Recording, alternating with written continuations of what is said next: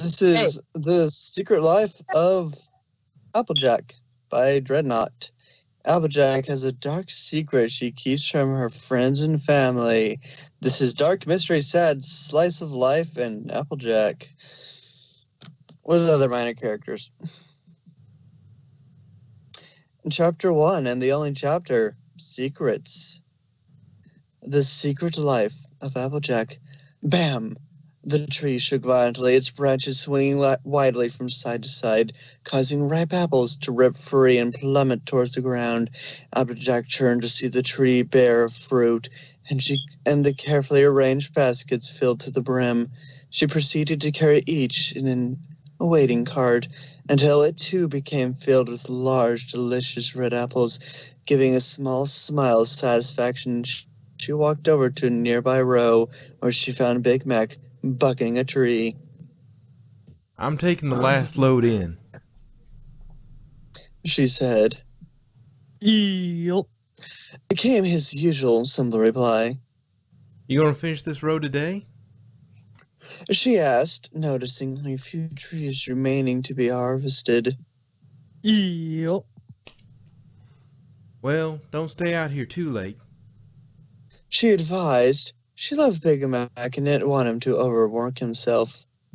Nope. Yeah. Applejack turned and trotted back to the cart, where she carefully hitched herself into the harness. She began pulling the cart, moving effortlessly down the gentle sloping hill at the bottom of the gully. However, the cart that had hitherto been easy to pull suddenly became very heavy. She strained to drag it up the other side. After several minutes of struggle, she finally crested the hill, and the various buildings that comprised the heart of Sweet Apple Acres lay ahead. Drawing the cart inside the barn, she unhitched herself and locked the main door behind her. Another load of apples ready to be sold at the market the next day. Applejack trotted over to the well. A few quick bumps of the handle and water began pouring from the spout. She leaned down and took a couple of sips to quench her thirst before putting her head underneath. After a moment, she stood up and shook her wet ponytail, sending droplets in every direction. Closing her eyes and taking a deep breath as a gentle breeze enveloped her, Applejack felt refreshed and completely relaxed. Raising hoof to shield her eyes, she judged from the sun's position it was a late afternoon.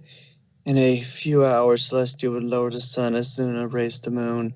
Night would reign, and darkness blinked the land. Still, there was plenty of daylight left for Applejack to fulfill her duty. Walking down the dusty path from Sweet Apple Acres, she turned onto the old country lane and headed towards the forest. Whew, lots of reading. The Everfree was not a place that most ponies dared venture. Dark and mysterious, it was less a forest and more a foreboding wilderness. Ancient trees grew large and wild, their branches weaving an impenetrable canopy that blocked most sunlight and barred any route of escape. Barred. Oh, barred. These brambles and thorn bushes filled the ground, threatening to entangle and trap an unsuspecting pony. Heavy mist drifted through the forest, concealing all sorts of dangerous beasts, manticores, cockatrices, and timberwolves, just to name a few. But it was the legends that held the most sway. Tales of a fallen kingdom, a descent into madness, an ancient evil, and powerful dark magic. Despite the dangers, Applejack pressed onwards, determined to reach her destination, though she continued to maintain an awareness of her surroundings. Carefully and quietly, she made her way through the brush, cautiously avoiding stepping on any branches, lest she draw attention to herself. Thorny branches scratched her sides, and the uneven ground threatened to trip her, but Applejack would not be deterred. After an hour of navigating the labyrinth, she reached a cliff and slowly descended its side.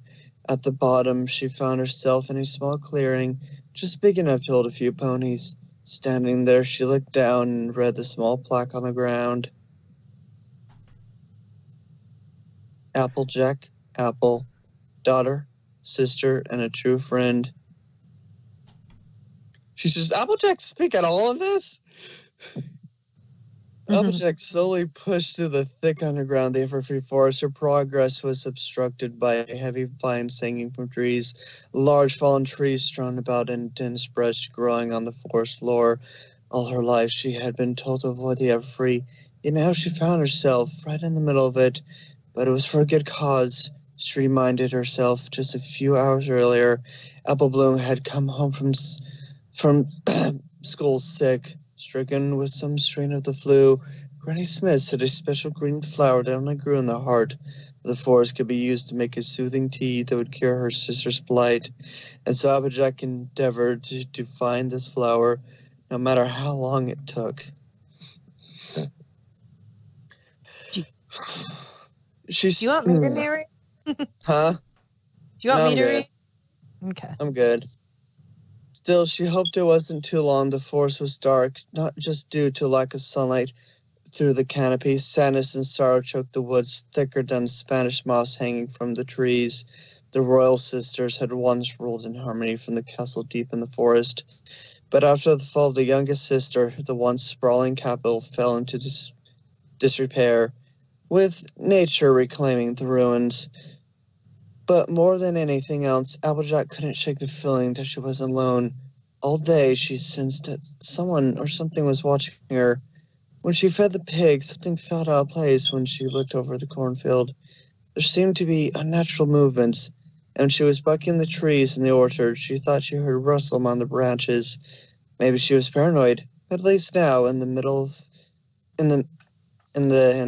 of the forest, filled with dark magic and mysterious beast, the feeling seemed justified.